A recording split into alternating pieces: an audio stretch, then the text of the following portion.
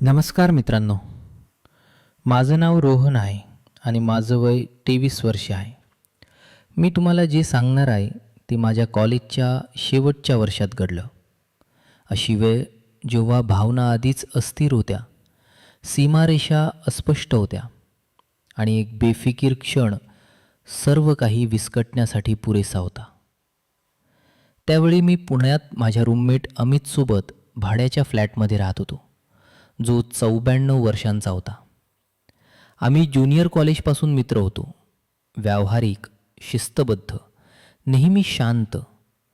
अमित अशा प्रकारचा माणूस होता ज्यावर लोक सहज विश्वास ठेवत. त्यावेळी माझी एक गर्लफ्रेंड होती. तिचं नाव स्नेहा होतं. तीही 23 वर्षांची. आम्ही जवळजवळ 1 वर्ष एकत्र होतो. आमच्यामधली गोष्ट चांगली होती. नाटकीय नाही, तीव्र नाही, आरामदायक. अमितचीही एक गर्लफ्रेंड होती. तिचं नाव पूजा होतं. पूजा 22 वर्षांची होती. मास्टर्स करत होती. ती अधिकृतपणे आमच्यासोबत राहत नव्हती, पण तिचा बहुतेक वेळ आमच्या फ्लॅटमध्येच जात असे. सगळ्यांनाच माहीत होतं. घर मालकानेही दुर्लक्ष केलं. तिच्यात एक शांत आत्मविश्वास होता. मोठ्याने बोलणारी नाही, दिखाऊ नाही, पण अशा प्रकारची उपस्थिती जी तुम्हाला प्रयत्न न करता जाणवे. मध्यम उंची, भावपूर्ण डोळे, लांब काळे केस जे ती सहसा मोकळे ठेवायची. ती साध्या पद्धतीने कपडे घालायची, पण अशा प्रकारे की जे तिला सहजपणे शोभायचे. आमच्यामध्ये काहीही अयोग्य नव्हतं, किमान जाणीवपूर्वक नाही. आम्ही सगळे एकमेकांसोबत सहज होतो. एकत्र स्वयंपाक करायचो, चित्रपट बघायचो, रात्री उशिरापर्यंत लिव्हिंग रूममध्ये बसायचो. ते सुरक्षित वाटायचं, ओळखीचं. म्हणूनच जे घडलं ते इतकं अस्वस्थ करणारं वाटलं. एका शनिवारच्या सकाळी मी आणि स्नेहा लवकर निघून तिच्या चुलत बहिणीला भेटायचं ठरवलं होतं. अमित आधीच कामासाठी निघून गेला होता. पूजा अजूनही फ्लॅटमध्ये होती. तिने सांगितलं होतं की ती दुपारी नंतर निघेल. स्नेहा माझ्या खोलीत तयार होत होती. मी माझा फोन चार्जर घ्यायला लिव्हिंग रूममध्ये गेलो. अमितच्या खोलीतून जाताना मला लक्षात आलं की दार थोडं उघडं होतं, फक्त थोडंसं. मला वाटलं की ती आधीच निघून गेली असेल किंवा खोली रिकामी असेल. न विचार करता मी दार ढकललं. एका क्षणासाठी माझ्या मनाने माझे डोळे काय पाहत आहेत ते समजण्यास नकार दिला. पूजा आत होती. पडदे अर्धे ओढलेले होते. मऊ, फिक्या प्रकाशाला आत येऊ देत.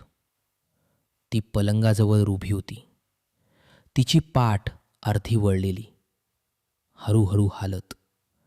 घाईत नाही, सावध नाही, फक्त अशा प्रकारे जसे कोणी पूर्णपणे खात्री असताना हलतं की ते एकटे आहेत. ती पूर्णपणे कपडे घातलेली नव्हती. मला उघडी त्वचा दिसली जिथे मला दिसायला नको होतं.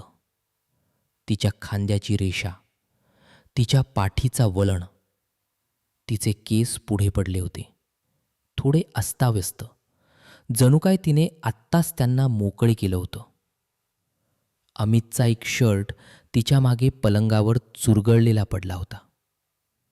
तिने स्वतःला व्यवस्थित करण्यासाठी हात वर केले, माझ्याबद्दल पूर्णपणे बेफिकीर. त्याच क्षणी मला समजलं, हे फक्त अस्ताव्यस्त नव्हतं, हे खाजगी होतं, जिव्हाळ्याचं, वास्तविक. माझा श्वास थांबला. मला आणखी पाहायचं होतं म्हणून नाही, पण माझ्या मनाने दुरुस्त करण्याआधीच माझ्या शरीराने प्रतिक्रिया दिली. मला वाटलं की उष्णता माझ्या चेहऱ्यावर आली. माझी छाती घट्ट झाली. माझ्या प्रवृत्तींनी ओरडून सांगितलं की मी जिथे माझं नाही तिथे उभा होतो. मग ती हलली. पूर्णपणे वळली नाही, फक्त पुरेसं. मला समजण्यासाठी पुरेसं की मी आधीच खूप जास्त पाहिलं होतं. मला माफ करा. मी ताबडतोब मागे सरकत म्हणालो. ती गोठली. आरशातून आमची नजर एका सेकंदासाठी भेटली, जो जास्त जड वाटला. तिच्या चेहऱ्यावरचे भाव फक्त धक्का नव्हते. तिथे आणखी काहीतरी होतं. जाणीव, स्थिरता. मी ताबडतोब दार बंद केलं. जे आधीच घडलं होतं ते पूर्ववत करायला खूप उशीर झाला होता. जेव्हा मी माझ्या खोलीत परतलो, स्नेहाला लगेच माझा चेहरा लक्षात आला. मी उष्णतेला दोष दिला. माझी बॅग घेतली आणि कोणाकडेही पाहण्याचं टाळलं. आणि तो क्षण पुन्हा पुन्हा खेळला. प्रतिमा म्हणून नाही, तर संवेदना म्हणून. शांतता, प्रकाश, ही जाणीव की मी न जाणता एक रेषा ओलांडली होती. त्या रात्री जेव्हा आम्ही परतलो, पूजा अमितसोबत लिव्हिंग रूममध्ये बसलेली होती. तिने माझ्याकडे पाहण्याचं टाळलं. जेव्हा शेवटी आमची नजर भेटली, ते केवळ एका सेकंदासाठी टिकलं, पण ते पुरेसं होतं. तिच्या चेहऱ्यावर लाजिरवाणेपणा नव्हता, गोंधळ नव्हता, फक्त ओळख. त्या दिवसापासून सर्व काही लहान, अस्वस्थ मार्गांनी बदललं. कधीकधी मी खोलीत गेलो तर ती गप्प होई. कधीकधी ती बोलायची जणू काही घडलंच नाही. जवळजवळ खूप सामान्य.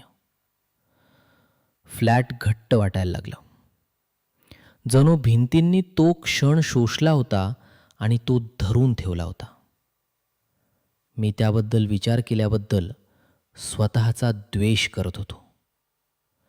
मी स्वतःचा आणखी जास्त द्वेष करत होतो, कारण नंतर तपशील लक्षात येत होते.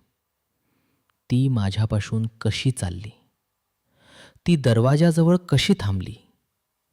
कधीकधी तिच्या खोलीचं दार आता पूर्णपणे बंद नव्हतं. काही आठवड्यांनंतर एका रात्रीच्या संभाषणादरम्यान जेव्हा अमित बाहेर गेला होता, तिने शेवटी काहीतरी सांगितलं. सहजपणे, जणू काही त्याला काही महत्त्व नाही. तुला माहिती आहे, ती म्हणाली माझ्याकडे न पाहता. मी सहसा दार पूर्णपणे बंद करते. मी प्रतिसाद दिला नाही. मला आठवत नाही त्या दिवशी मी का नाही केलं. तिने हळूच जोडलं. तो अर्थ आमच्यामध्ये धुईसारखा स्थिरावला. मी कधी विचारलं नाही. तिने कधी स्पष्ट केलं नाही. त्यानंतर काहीही घडलं नाही. शब्द नाहीत, कृती नाहीत, रेषा ओलांडणं नाही. पण त्यामुळे ते आणखी वाईट झालं. कारण आता मला माहीत नव्हतं की काय अपघाती होतं आणि काय नव्हतं. काही महिन्यांनंतर मी आणि अमित तिथून निघालो. आयुष्य पुढे गेलं. नातं बदललं. कधीकधी ते गेलं. नातं बदललं. कॉलेज संपलं. पण आजही तो क्षण माझ्यासोबत राहतो. मी काय पाहिलं त्यामुळे नाही, पण त्यानं काय सुचवलं त्यामुळे. की कधीकधी मोह मोठ्याने येत नाही. कधीकधी तो शांतपणे वाट पाहतो, थोडं उघडं ठेवलेल्या दाराआड. तर मला सांगा प्रामाणिकपणे, जर तुम्ही माझ्या जागी असता, तुम्हाला विश्वास असेल की ती फक्त एक चूक होती? की तुम्हीही विचार करता, जसं मी अजूनही करतो, की काही दारं कारणासाठी उघडी ठेवली जातात का?